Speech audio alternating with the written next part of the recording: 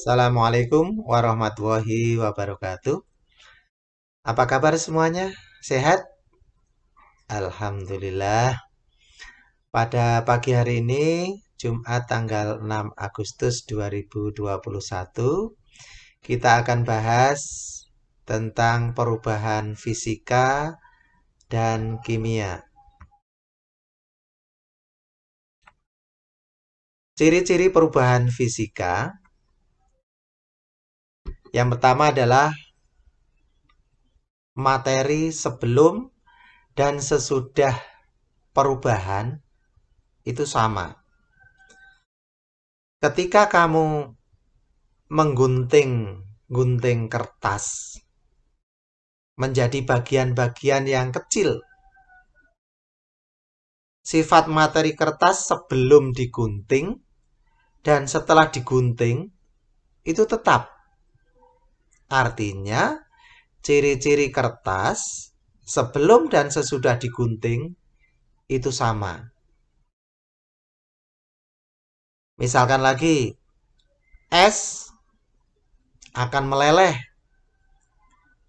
menjadi cair apabila diletakkan pada suhu yang panas. Sebaliknya, air akan menjadi padat berupa es bila diletakkan pada suhu yang dingin, misalkan di dalam freezer. Memang benar, es dan air itu memiliki sifat yang berbeda. Namun, zat yang ada dalam keduanya sama, yaitu H2O. Sehingga sebelum reaksi dan sesudah reaksi itu tidak terbentuk zat yang jenisnya baru. Kemudian ciri yang perubahan fisika yang kedua yaitu dapat kembali ke bentuk semula atau disebut dengan reversible. Misalkan begini, kita mengenal di sini ada zat padat, zat cair, dan zat gas. Nah, dari zat padat ke zat cair, misalkan es batu akan mencair menjadi air. Demikian juga sebaliknya, air itu juga dapat menjadi es batu bila didinginkan. Maka dari itu disebut dengan reversible atau dapat kembali ke bentuk semula. Demikian juga dari zat cair, misalkan air, ketika dipanaskan akan menguap. Nah, dari uap itu dapat juga menjadi zat cair kembali, menjadi air kembali yang disebut dengan mengembun. Maka dapat kita ketahui bahwa ciri perubahan fisika yang kedua adalah dapat kembali ke bentuk semula. Nah, ciri yang ketiga, ciri-ciri perubahan fisika yang ketiga, yaitu tidak terjadi reaksi kimia. Es berubah wujud jadi cair, sama bahannya, yaitu air atau H2O. Sehingga sebelum dan sesudah reaksi itu sama, tidak terjadi reaksi kimia. Nah, contoh-contoh perubahan fisika, misalkan larutan gula. Gula dicampur di dalam air, maka disebut dengan larutan gula. Garam dicampur di dalam air, maka disebut larutan garam. Ini merupakan contoh perubahan fisika. Contoh lain, lilin meleleh. Ketika lilin itu dipanaskan atau dibakar, maka dia dapat meleleh menjadi cair. Tetapi juga lilin tadi ketika didinginkan dia akan kembali menjadi dicetak menjadi lilin kembali, itu bisa. Beras ditumbuk jadi tepung. Jadi wujudnya saja, bentuknya saja yang berubah menjadi kecil. Ini juga contoh merupakan perubahan fisika. Batu dipecah jadi kerikil. Bentuknya saja yang kecil, tetapi dalam hal ini masih materinya itu masih sama. Suhu berubah. Misalkan ketika mendidihkan air dari suhu 10 derajat Celcius menjadi 90 derajat Celcius. Ini juga merupakan contoh perubahan fisika. Termasuk di dalamnya menguap, membeku, mencair, mengembun, menyublim, deposisi atau menghablur. Itu merupakan contoh-contoh perubahan fisika. Kopi jadi bubuk. Nah, ini juga merupakan contoh perubahan fisika. Bentuknya saja yang menjadi kecil. Benang jadi kain. Ini juga merupakan contoh perubahan fisika. Nah, kita mengenal ada siklus air. Air itu merupakan satu materi yang sangat istimewa. Mengapa demikian? Karena di bumi kita itu 2/3 dari bagian bumi kita itu berupa air. Entah itu di laut, entah itu di sungai, di danau, di tumbuhan, di hewan maupun di manusia. Itu semuanya berupa air. Kita mengenal 3 bagian, yaitu ada yang berupa padatan, ada yang berupa cairan, dan ada yang berupa gas. Ketika cairan, misalkan air itu berada di laut, di sungai atau di danau, dengan adanya panas matahari, maka dia dapat menguap berupa gas. Demikian juga dari gas itu dapat menjadi padatan. Padatan menjadi cair dan seterusnya. Ini akan berputar terus. Ya. Jadi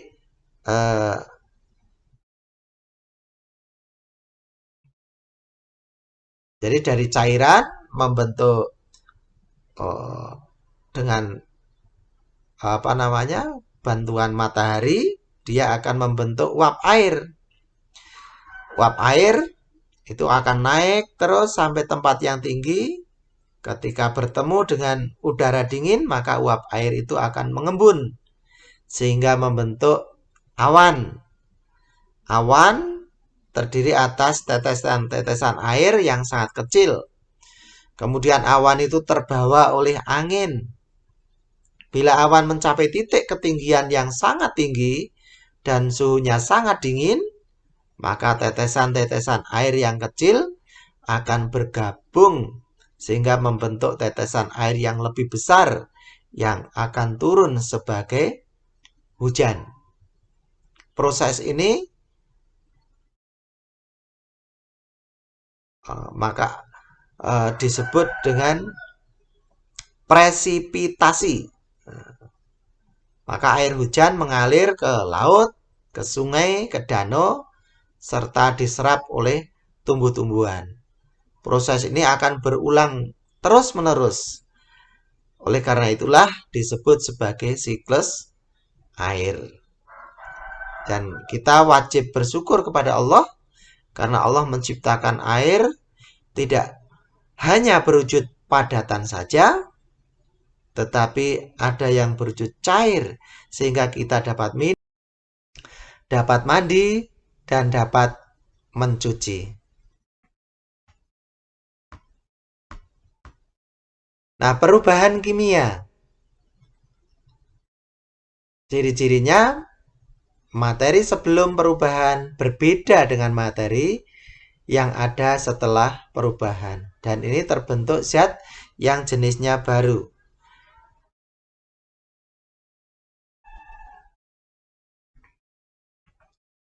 Tidak dapat kembali ke bentuk semula atau irreversible. Ya. Contoh-contoh perubahan kimia, misalkan pembakaran kertas atau besi atau sumbu lilin atau kayu dibakar. Jadi ketika dibakar itu akan berubah menjadi bentuk yang berbeda sehingga tidak dapat kembali lagi. Jadi misalkan kayu dibakar jadi arang. Arang tidak bisa kembali lagi menjadi kayu. Pada proses penyepuan misalkan ya. Penyepuan emas itu ada emas dimasukkan ke dalam suatu zat yang itu kemudian dapat bereaksi. Pembusukan makanan menjadi busuk atau buah menjadi busuk. Ini juga merupakan contoh perubahan kimia. Pembuatan kue dari tadinya itu berupa tepung, tambah gula, tambah telur, kemudian tambah lagi yang lain, nah, maka menjadi adonan. Nah, ini juga contoh perubahan kimia karena tidak bisa menjadi dipilah-pilah, dipisah-pisah menjadi tepung lagi, menjadi gula lagi, itu sulit. Pelapukan, kayu lapuk, itu termasuk perubahan kimia. Peragian, pembuatan tape, ya, misalkan ya, atau kedelai menjadi tempe atau tahu, ini juga contoh perubahan kimia. Perkaratan, misalnya besi berkarat, fermentasi, susu jadi keju, dan seterusnya. Ini merupakan contoh dari perubahan kimia. Kemudian, ciri perubahan kimia yang lain yaitu terjadi reaksi kimia. Misalkan pada contoh membuat donat misalkan ya. Nah, ketika tepung, mentega, telur, dan gula itu dicampur akan menjadi donat. Tepung, mentega, telur, dan gula itu disebut dengan pereaksi. Sedangkan donat itu disebut dengan hasil reaksi. Maka pereaksi itu hasilnya itu berupa produk. Donatnya itu merupakan produknya. Dan ini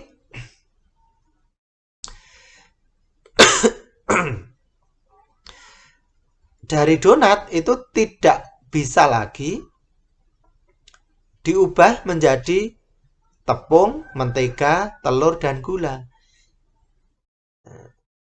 Jadi ada 4 tanda-tanda reaksi kimia. Yang pertama adalah ada perubahan warna. Kalau kamu pernah melihat orang yang rambutnya itu dicat menjadi warna rambut yang berbeda dari sebelumnya, atau setelah menjadi adonan kue, maka warnanya itu berbeda. Ada yang hijau, ada yang kuenya menjadi coklat, dan sebagainya. Kemudian terbentuk gas. Logam magnesium misalkan, dengan larutan bening asam klorida, kalau dicampurkan, itu akan terbentuk gelembung-gelembung kecil. Gelembung kecil itu merupakan hasil reaksi kimia antara magnesium dan asam klorida yang membentuk gas hidrogen dan larutan magnesium klorida. Jadi dapat kita lihat bahwa zat yang ada sebelum dan sesudah reaksi itu berbeda. Adapun pada saat air mendidih, baik air maupun uap air mengandung zat yang sama, yaitu H2O. Tadi kalau dalam proses pendidihan itu merupakan perubahan fisika, sedangkan pada terbentuk gelembung, itu sama-sama terbentuk gelembung. Di proses pendidihan itu menghasilkan gelembung juga, tetapi beda. Ya.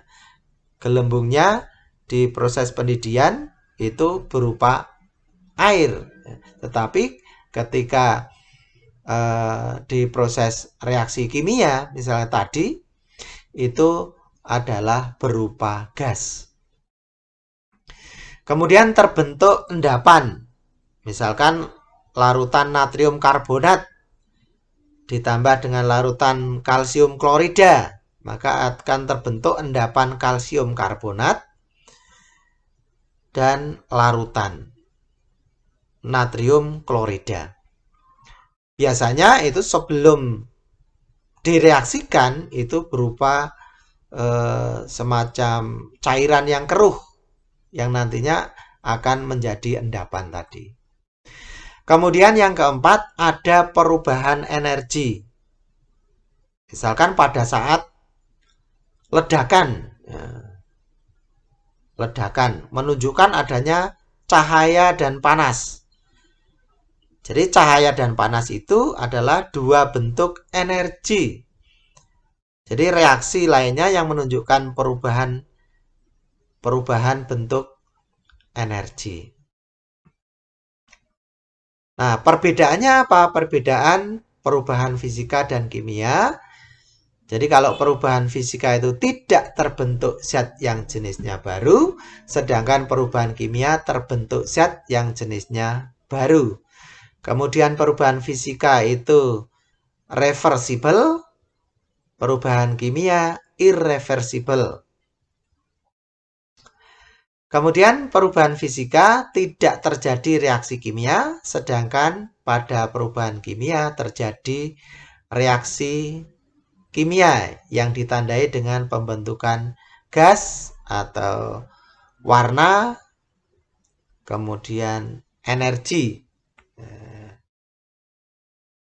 Maka pembahasan kali ini kita sampai cukup di sini.